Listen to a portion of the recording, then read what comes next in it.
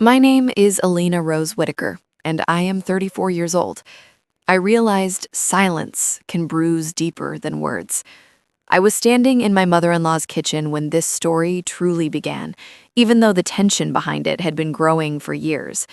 The kitchen was wide, spotless, and always felt more like a display than a place where real life happened. It was a Sunday afternoon in early fall, and the family had gathered for what Judith Whitaker liked to call a simple lunch. Nothing about it was simple.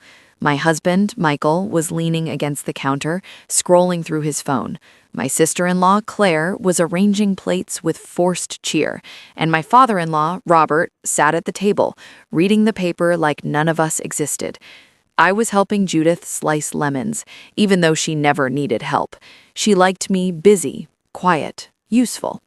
As she handed me a bowl without looking at my face, she said in a flat voice that I would never understand what it meant to be a hollow woman. The words landed calmly, almost politely, but they carried years of judgment. I felt my shoulders stiffen, yet I said nothing. I had learned that reacting only made her sharper.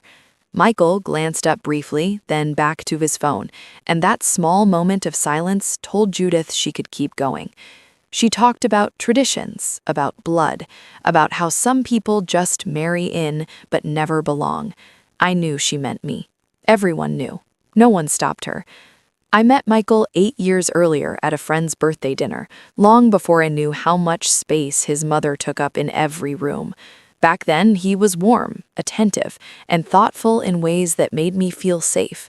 When he introduced me to Judith, she smiled and hugged me tightly, but her eyes stayed cold. Over time, her warmth faded completely. She corrected how I spoke, how I dressed, how I cooked. She compared me to Claire constantly, praising her for things I did quietly and without notice. At family gatherings, Judith would talk about the Whitaker legacy, their name, their history, always looking past me as if I were temporary. I tried to earn my place by showing respect, by being patient, by telling myself it wasn't personal. Michael noticed some of it, but not enough.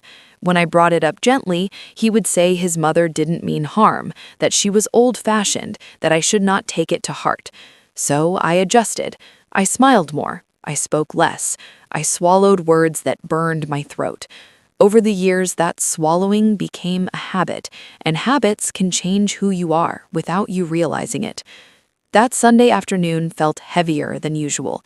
Maybe it was because I had finally stopped trying to impress her, or maybe it was because Michael and I had recently talked honestly about how small I felt around his family. I had told him that I did not need grand gestures, only acknowledgement. He had listened quietly, his face serious, and said he understood. I wanted to believe him. In the kitchen, Judith's voice carried easily as she spoke about family dinners she planned for holidays, mentioning everyone's roles and contributions. When she got to me, she paused, then said she assumed I would help wherever needed since I did not have real family obligations like the rest of them. The implication was clear. My parents lived out of state, my background was modest, and in her eyes that made me less rooted. I felt my chest tighten. Claire avoided my eyes. Robert folded his newspaper a little louder than necessary. Michael finally looked up, but he still did not speak. Judith went on, saying that marriage papers did not make someone blood, and blood was what mattered in the end. Her tone was calm, almost instructional. She believed she was stating a fact. I excused myself to the bathroom, locking the door behind me and resting my hands on the sink. I stared at my reflection and barely recognized the woman looking back. I had built a career, maintained friendships, and managed a household, yet here I was, feeling like a guest in my own marriage. I told myself to breathe, to get through lunch, to leave quietly afterward. When I returned to the kitchen, the food was being served. Judith acted as if nothing had happened. She chatted with Claire about a work project and asked Robert about his golf plans. Michael pulled out a chair for me, his touch brief and uncertain. As we sat, Judith raised her glass and made a small toast about family unity and tradition. Then she looked directly at me and said she hoped I would learn my place with time. The table went still. My heart pounded, but I kept my face neutral. Years of practice had trained me well. I waited for Michael to say something. He did not. Not yet. The rest of lunch moved slowly. Conversation stayed shallow, but the tension lingered like thick air.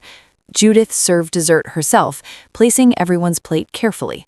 When she reached me, she hesitated, then set the plate down a little harder than necessary. I thanked her quietly. She nodded once, satisfied. After lunch, Robert went to watch television and Claire stepped outside to take a call. Michael and Judith remained in the kitchen, and I started gathering dishes. Judith leaned against the counter and watched me. She said she had always hoped Michael would marry someone who truly understood their family values. She added that some people bring baggage, even if they mean well. Her eyes flicked toward me again. I placed a plate in the sink and turned slowly. I asked her as calmly as I could what she meant. She smiled thinly and said that not everyone deserved the same standing, no matter how long they stayed. That was when Michael finally spoke. His voice was steady but firm. He told her to stop. The room went quiet. Judith looked at him surprised, as if he had spoken out of turn. He told her that I was his wife, his family, and that speaking to me that way was not acceptable. I felt my breath catch. Judith opened her mouth, then closed it. Her face stiffened. She had not expected resistance, not from him. The silence that followed was different. It was not comfortable or polite. It was heavy and uncertain, and for the first time, Judith did not control it. Judith straightened her posture as if adjusting armor, but she did not speak right away. Michael did not raise his voice or repeat himself. He simply stood beside me, one hand resting lightly on the counter, and waited. That waiting did something powerful. It removed the urgency Judith thrived on. She finally said she was only trying to guide him, that mothers had a right to speak honestly. Michael replied that honesty did not include disrespect, and guidance did not require humiliation.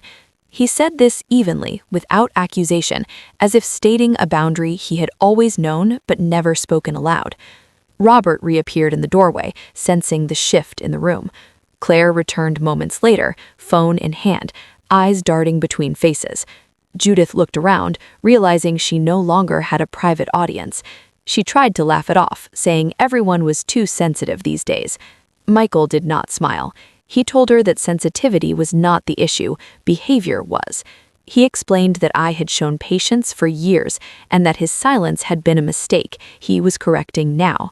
Hearing him acknowledge that, hurt and responsibility, made my chest ache in a way that felt both painful and relieving.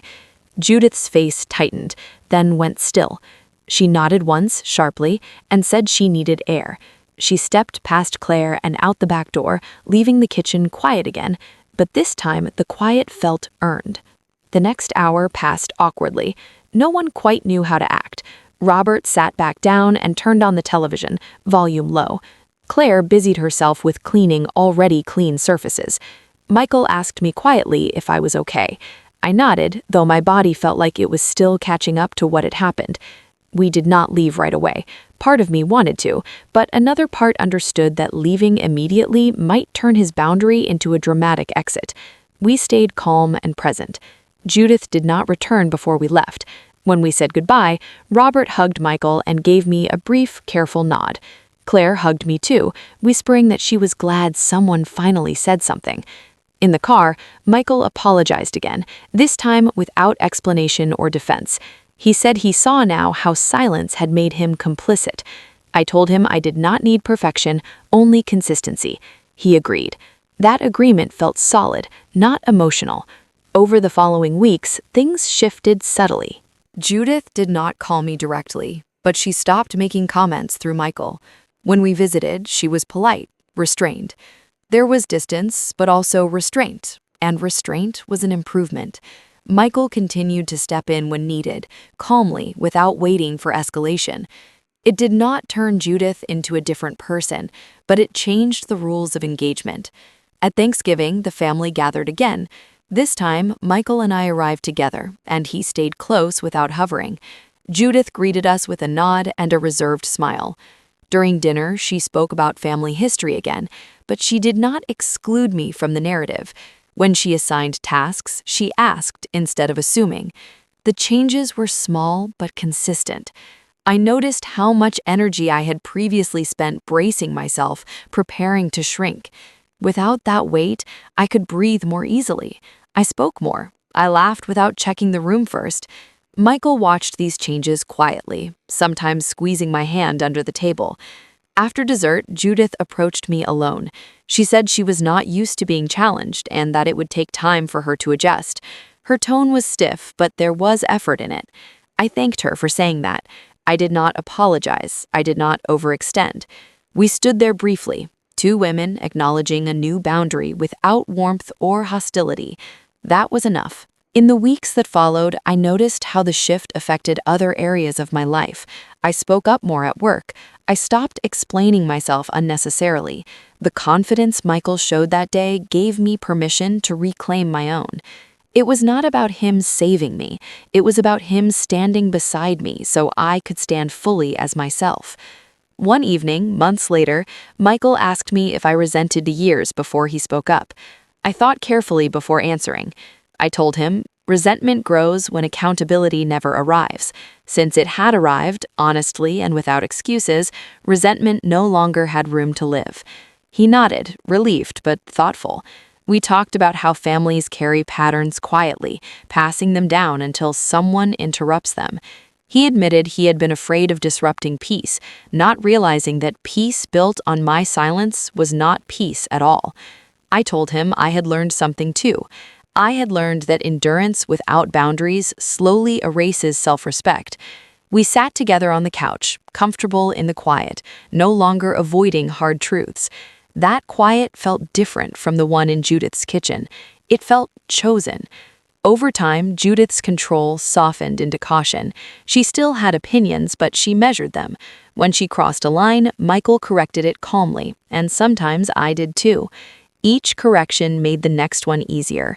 There were no dramatic confrontations, no apologies filled with tears, just steady, repeated clarity. Robert remained neutral but respectful. Claire grew more open, sometimes confiding how difficult it had been for her as well. The family did not become ideal, but it became manageable, grounded in mutual awareness rather than hierarchy. Looking back, I understand that moment in the kitchen was not about winning or proving anything. It was about redefining belonging. Judith had believed family was something granted by blood and controlled by approval. Michael showed that family was chosen through loyalty and action. His support did not erase past harm, but it created a future where harm was no longer normalized. I did not need Judith to love me. I needed her to respect me, or at least understand that disrespect would be addressed. That understanding changed how I saw myself within the family and beyond it. I stopped waiting for permission to take up space. I stopped interpreting silence as safety. When challenges arose later, whether with friends, colleagues, or extended relatives, I handled them with the same calm firmness Michael had modeled. Boundaries did not make me cold. They made me clear. And clarity, I learned, is a form of kindness to yourself. The last time Judith and I spoke one-on-one, it was brief. She mentioned a family event she hoped we would attend and asked if the timing worked for us. The question itself was the change. I answered honestly, without overthinking. As we parted, she said she knew Michael loved me deeply. I agreed. There was no edge in her voice this time, only acknowledgement. That acknowledgement did not heal everything, but it closed something. On the drive home, Michael asked how I felt. I told him I felt steady, not triumphant, not emotional, just steady. The strength I carried now did not come from confrontation, but from consistency, from knowing I would no longer stand alone in rooms where my worth was questioned, from knowing my voice mattered enough to be protected.